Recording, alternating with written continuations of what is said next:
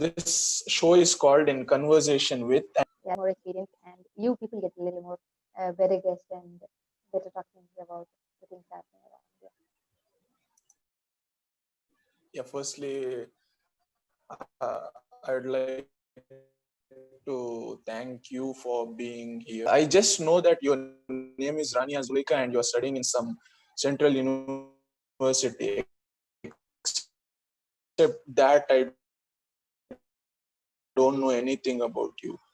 Okay, and I have just and gave her an idea of what this show is going to be like.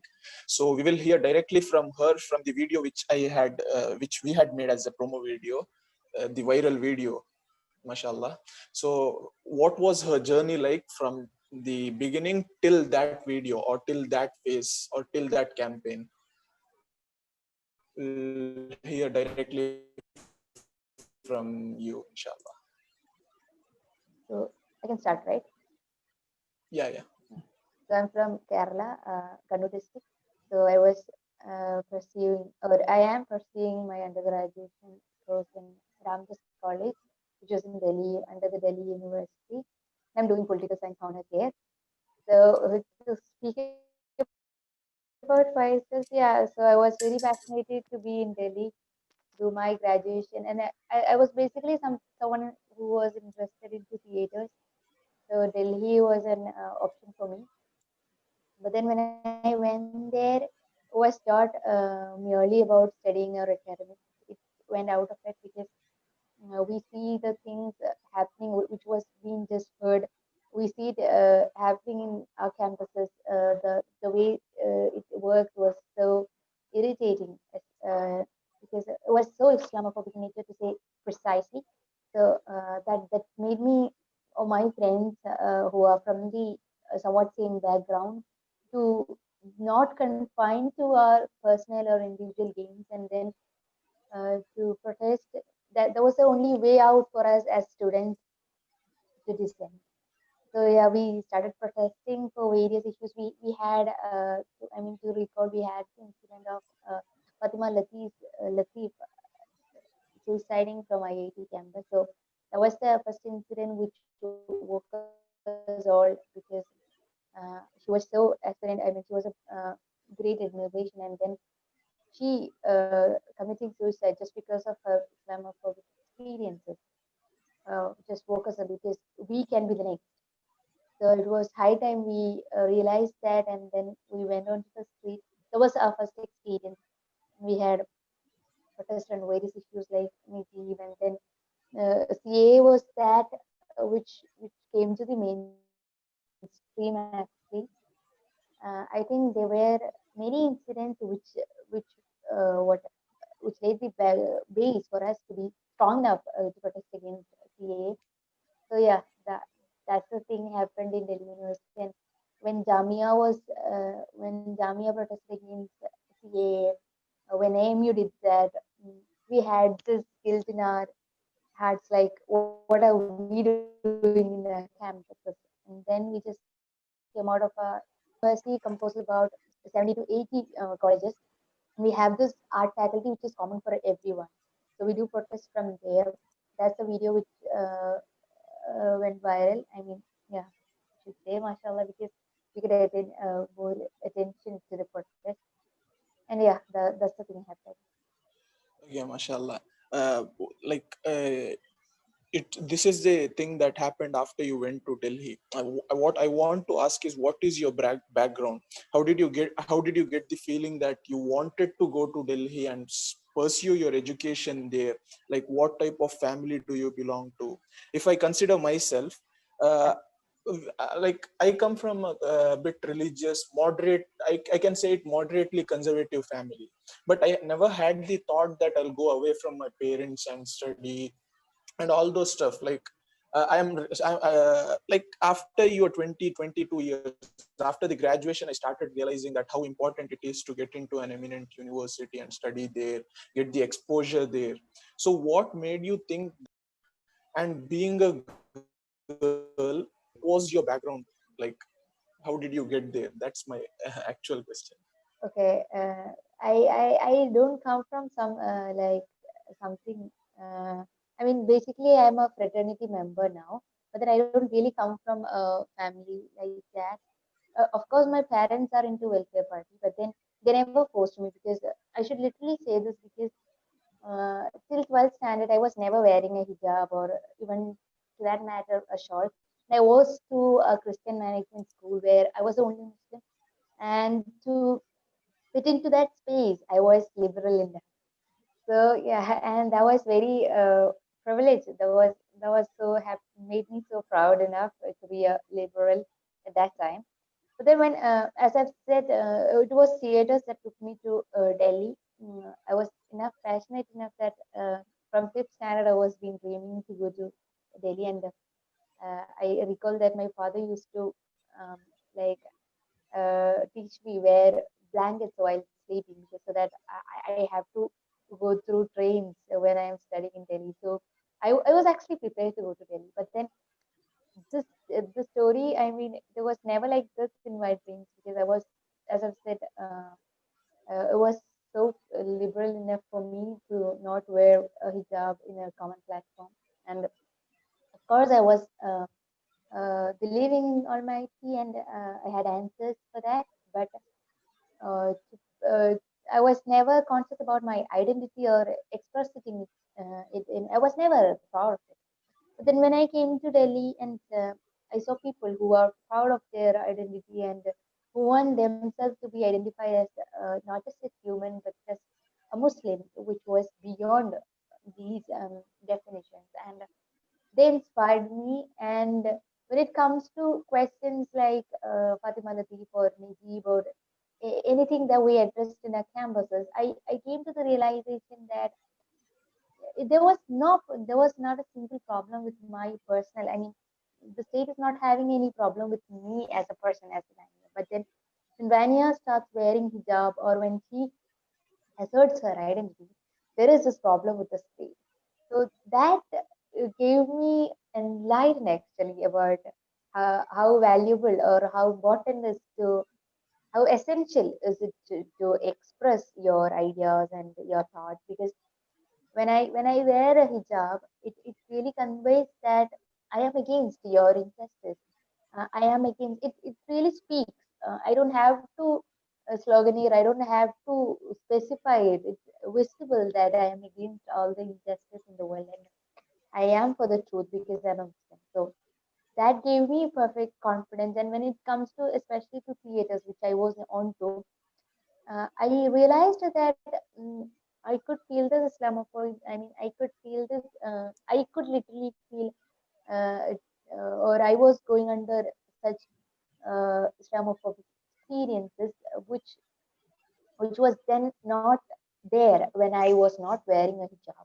So this difference made me strong enough to be religious, and of course, I had these answers. I mean, I had these questions answered when it comes to Islam. That became strong, and yeah, I'm so proud. Okay, let me put a hypothetical question there. You told you were liberal enough to get into, like, to have such dreams and get into that university, but your experience there made you kind of religious or Islamic, so called. Okay, just my question, the hypothetical question that I want to put is, if you were religious enough back in your village or your district or your state or your hometown, would you have preferred to go to such university? I think the Muslim in me is really craving for a university now. I mean, back then it was just for me. I mean, I have to get into somewhere, my personal thing and my future. It was all about that. But then now being a Muslim, it's that I have to make sure that I represent them, or my representation as a Muslim is filled there.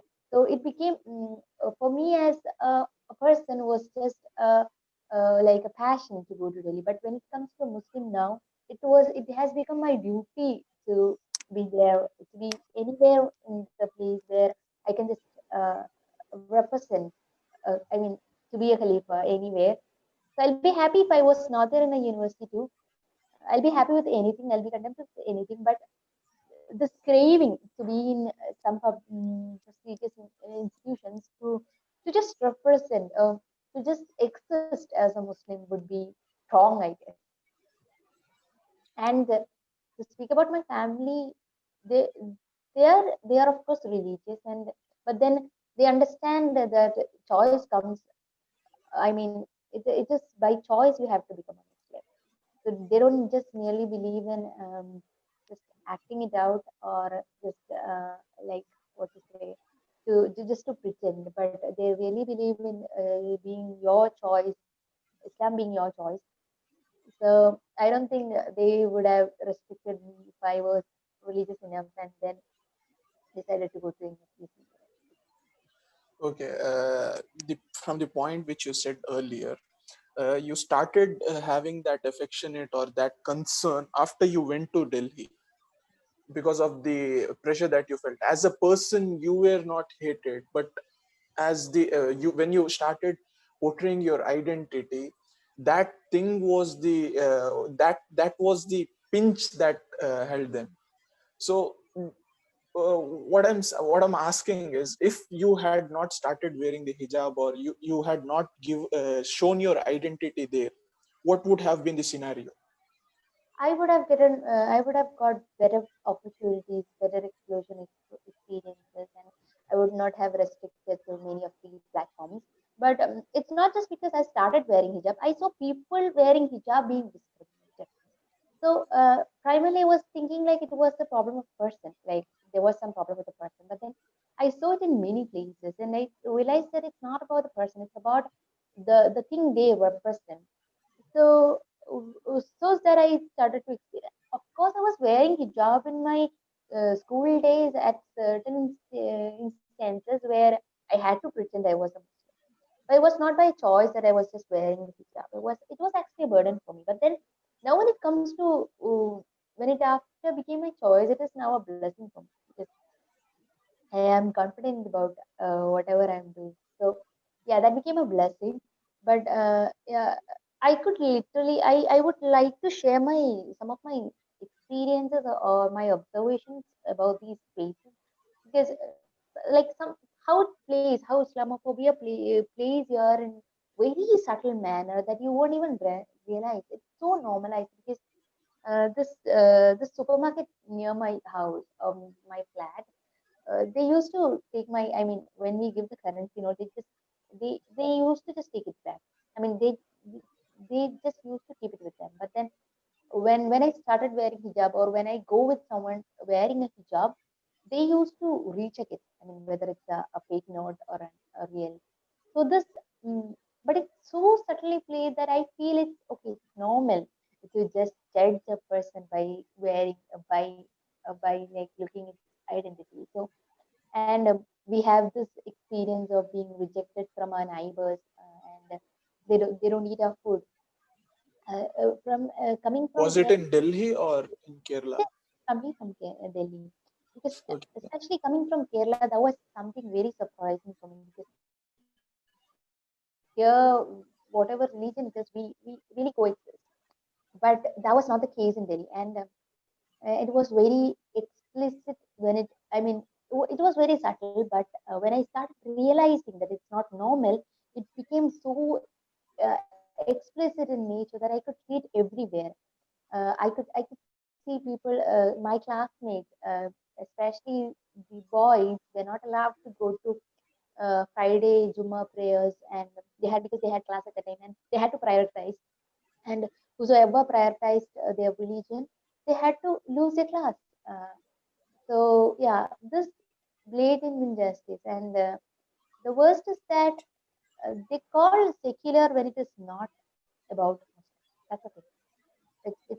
It's not about just a Muslim. If you are not a Muslim, you are just fitting into the secular frame. Not you being a Hindu or you being a Christian or anything else. You even you're like if you are I guess I mean I'm uh, I mean you are getting the point that if you are a Muslim, you're out of this frame of secularism, and you are it is legitimized to judge you, to discriminate you, and even everybody just to an extent appreciate it to judge and to discriminate. Okay, beard, like the Juma thing was kind of solved, but when it came to beard, like I was being targeted every time. Like they used to call me, and the placements are not happening because the companies are saying that you are not, your students are not well mannered or decent enough.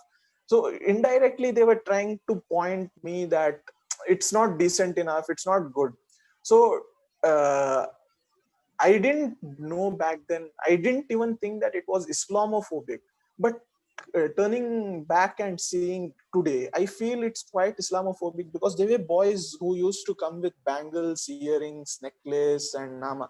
So if it was such a thing, they should have also been stopped. It was not just about the decency or thing. Like when you told about the thing, you don't even recognize that it's being happening. So do you think like everywhere in India it's quite the same, or it's more in some part? What do you No, feel about so, the thing is, speaking about my experience itself, I've told you that I've come from a Christian management school. So we had the sisters, the nun, who were in the administration or to teach us and everything, and they were completely covering their hair, and that was completely fine. It was normal, and it was not a symbol of oppression. But when it comes to hijab, it is.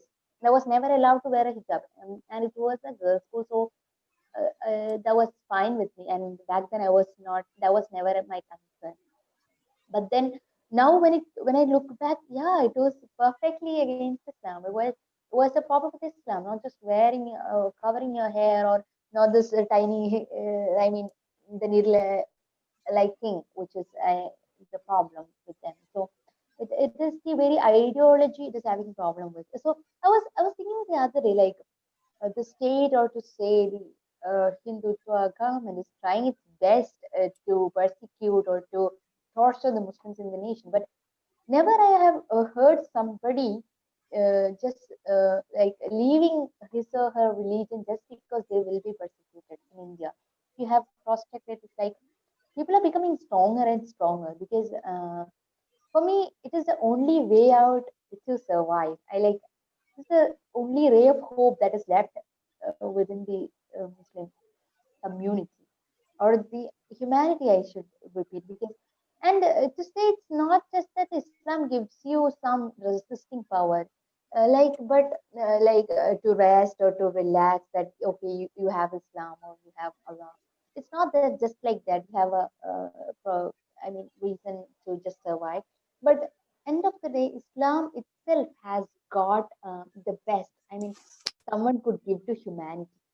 So it is not just a platform, it has become the solution itself. I mean, the nation state is giving us George Floyd, but whereas Islam is giving us Bilal.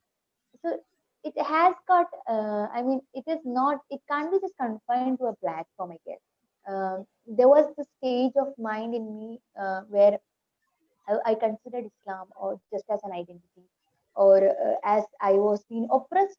Okay, I will stand with this. But now I realize that it is the solution, only solution where I can rest upon. Because be it caste atrocities, or be it economic crisis, be it a question of justice, gender, anything, you have a solution there. And to look back now, I am very much honored enough to be a Muslim.